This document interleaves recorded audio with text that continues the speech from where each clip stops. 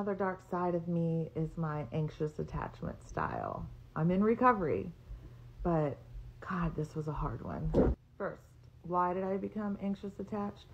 Well, when I was growing up, my parents were inconsistent in their time and attention towards us, and sometimes they were sweet and kind, mostly my mom. My dad was pretty absent, and sometimes they blew up and were scary, especially for a really sensitive person like myself.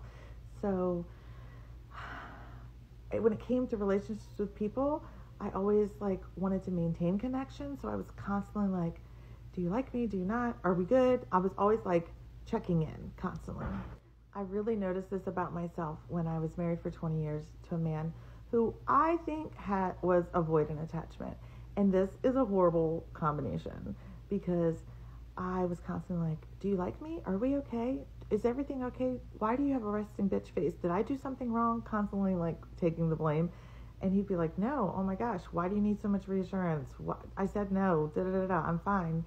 And I was constantly pulling him for more connection, and he was trying to get away more, and it was this horrible snowball effect. Now, a securely attached person doesn't get anxious like this in relationships unless there's a really obvious reason. They see their spouse is flirting a lot more with somebody else or something, but then they just go to them and talk to them regularly. Whereas an anxious attached person would be scrambling to fix everything to the point where it's obnoxious and annoying. Now, one way that a partner can help an anxious attached person is to constantly reassure them. And you got to have a lot of patience for that. A lot of patience to constantly say, we're good, babe. We're good. Yes, I like you. Everything's fine. But honestly, the best thing is for you to reassure yourself and know, we're good. I haven't done anything bad. So why am I anxious? And the really dark side of being anxious attached is you start to develop protest behavior.